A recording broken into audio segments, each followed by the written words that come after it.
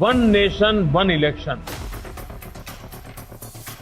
Here in India, the rumor mills are buzzing. There is talk of one nation, one election. The government of Prime Minister Narendra Modi has called for a special parliament session. I was not expecting this. अरे हमको क्या मिलेगा 1 election की 10 election. ये impossible है. अगर ऐसा bill आता है तो ये अनकॉन्स्टिट्यूशनल होगा. आउटराइट ये कह देना कि एक देश एक चुनाव के हम पक्ष में नहीं है. अरे चर्चा तो करो भाई.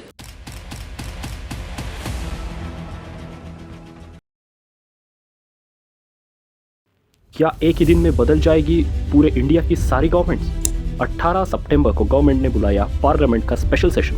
क्या 1952 में जो हुआ वो फिर से रिपीट होने जा रहा है?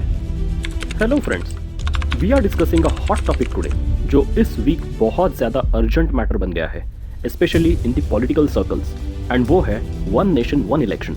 थोड़ा सा कॉन्टेक्स्ट में आपको बता देता हूँ. Recently on 1 September central government ने पार्लियामेंट का एक स्पेशल सेशन बुलाया है between 18 to 22 September, and speculations है कि इस सेशन में वन नेशन वन इलेक्शन को इम्प्लीमेंट करने के लिए जो प्रोसीजर स्टार्ट करनी है उसके लिए ऑर्गेनाइज किया जा रहा है ये स्पेशल सेशन. गवर्नमेंट ने इस सेशन का एजेंडा अब तक डिक्लेयर नहीं किया है, पर former president of India mister Ramnath Kovind के चेयरमैनशिप में एक high level committee on one nation one election को बनाया है. पर आखिर वन नेशन वन इलेक्शन क्या है एंड ये कैसे पॉसिबल होगा? सो बेसिकली आपको पता है कि इंडिया में हर 6 महीनों में देश के किसी न किसी कोने में इलेक्शंस चलते रहते हैं. फिर वो चाहे पंचायत के इलेक्शंस हो या स्टेट्स के या लोकसभा के बाई इलेक्शंस हो, और उसके पीछे बार बार कोड ऑफ कंडक्ट का लगना, गवर्नमेंट मशीनरी, पैसा, लॉजिस्टिक्स, टाइम, ये सबका बहुत बड़े अमाउंट में यूटिलाइजेशन एंड वेस्टेज भी होता रहता है. इन सब के कारण हमारी कंट्री साल भर इलेक्शन मोड में ही रहती है एंड इससे गवर्नेंस हेवीली अफेक्ट होता है. तो इस समस्या को दूर करने के लिए जो प्रेजेंटली रूलिंग पार्टी है बीजेपी, उन्होंने अपने इलेक्शन के टाइम में अपने इलेक्शन मैनिफेस्टो में वन नेशन वन इलेक्शन के बारे में मेंशनिंग किया था, एंड वो शायद उस पर अब काम करना फॉर्मली स्टार्ट कर रहे हैं. वन नेशन वन इलेक्शन मतलब लोकसभा एंड स्टेट्स की विधानसभा के इलेक्शंस को एक साथ वन स्ट्रोक में ऑर्गेनाइज करना. ये कोई नया कॉन्सेप्ट नहीं है. स्टार्टिंग में जब हमारे देश में इलेक्शंस कंडक्ट करवाए गए 1952 एंड 1957 में, तब ऐसे ही स्टेट्स एंड सेंटर के इलेक्शंस एक साथ हुए. पर फिर धीरे धीरे जैसे कुछ स्टेट्स में गवर्नमेंट्स को हटाया गया, फॉर एग्जांपल 1959 में केरला में प्रेसिडेंट रूल को लगाया गया by the then Jawaharlal Nehru led central government, और बाकी भी स्टेट्स में जैसे गवर्नमेंट्स अपने टेनियर से पहले गिर गए या फिर कुछ रीजन से इलेक्शंस डिफर हुए, तो उसके साथ साथ ये एक साथ इलेक्शंस करवाना बंद हो गया. और आज इलेक्शंस पर होने वाले एक्सपेंसेस को देखते हुए 2019 का अगर मैं डेटा बताऊं तो लोकसभा के इलेक्शन में टोटल 10,000 करोड़ रुपए लगे थे, और ये सिर्फ इलेक्शन कमीशन की तरफ से आए हुए ऑफिशियल फिगर्स है जो कि उनको ये इलेक्शन कंडक्ट करवाने में खर्चा आया है. और अगर मैं बाकी पॉलिटिकल पार्टियों की बात करूं तो आपको पता है कि इलेक्शन के टाइम में पॉलिटिकल पार्टीज पैसे की बारिश करवा देती है अपने पूरे कॉन्स्टिट्यूएंसी में. अगर उस फिगर को हम एक अप्रोक्सीमेशन में ले और एक रफ एस्टिमेट लगाए तो अराउंड 60,000 करोड़ रुपीस का खर्चा टोटल उस इलेक्शन में लगा हुआ है. Hefty amount, right? Yes, correct. तो अब अगर स्टेट इलेक्शंस को भी इसमें ऐड कर दें तो आप एस्टिमेट लगा सकते हैं कितना बड़ा अमाउंट हो जाएगा. इसके साथ साथ स्टेट पुलिस फोर्स, सीआरपीएफ, बाकी सिक्योरिटी एजेंसीज, लॉजिस्टिक एक्सेट्रा को भी बार बार अगर डिप्लॉय करते रहना पड़े तो सोचिए कितनी बर्बादी होती होगी पैसों की और रिसोर्सेज की. सो इसी चीज़ को ध्यान में रखते हुए वन नेशन वन इलेक्शन को प्रमोट किया जाता है, जिससे रिसोर्सेज, पैसा, टाइम, ये सब तो बचेगा ही.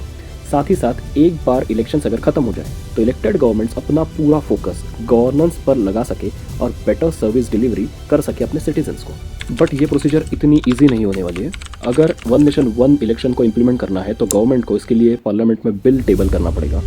साथ ही साथ 2/3 मेजॉरिटी से, जो कि स्पेशल मेजॉरिटी होती है, उससे दोनों हाउसेस में सेपरेटली इस बिल को पास करवाना पड़ेगा.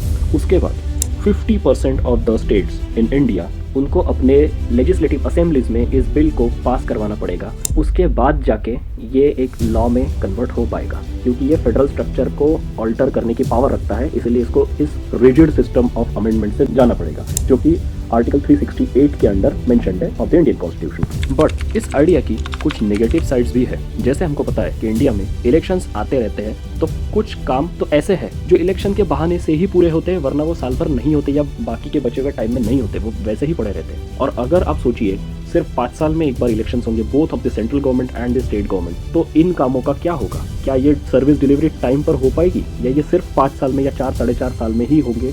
ये अब आपके सोचने की चीज़ है। सेकेंडली, अगर एक साथ लोकसभा एंड सारे स्टेट्स में इलेक्शन करवाने पड़े तो एक ही टाइम में इतने सारे ईवीएम, इतना सारा police force, paramilitary force, logistics, सब कुछ मोबिलाइज करना एक हाथी पालने जितना मुश्किल टास्क होने वाला है। थर्ड थिंग, इस सब के चक्कर में रीजनल लोकल इश्यूज पीछे छूट जाएंगे। मोस्टली नेशनल पार्टीज जो सेंटर में स्ट्रांग है उनको इसमें बेनिफिट मिलेगा एंड पूरा इलेक्शन मोस्टली सिर्फ नेशनल इश्यूज के बेसिस पर ही लड़ा जाएगा, जिससे regional issues and regional parties को एक बहुत बड़ा नुकसान फेस करना पड़ेगा। सो फ्रेंड्स, इस आइडिया के ऊपर आपको क्या लगता है? आप हमें कमेंट्स में जरूर बताइए। और अब आते हैं इस वीडियो के सबसे इंटरेस्टिंग पार्ट पर। क्या आपको पता है कि यूपीएससी की प्रिपरेशन में कोई भी सीरियस एस्पिरेंट, चाहे वो फन अकेडमी में जाके पढ़ता हो या फिर मिस्टर भाजीराम का प्रिय शिष्य हो, टेस्ट के लिए वो सरल यूपीएससी का रैंक 1 प्रोग्राम ही लगाता है, क्योंकि ये एक ऐसा यूनिक प्रोग्राम है जिसमें आपको यूपीएससी एग्जाम को सरल तरीके से कैसे डिवाइड एंड कॉन्कर करके जीता जा सकता है, उसकी रेडीमेड रेसिपी मिलती है। इस प्रोग्राम के बारे में और डिटेल्स को जानने के लिए आप डिस्क्रिप्शन में दी हुई लिंक को यूज करें और ऐसे ही इंटरेस्टिंग टॉपिक्स पे आने वाले अगले वीडियोस को देखने के लिए चैनल को सब्सक्राइब करें, क्योंकि ऐसा करने से अब यूपीएससी होगा और भी सरल।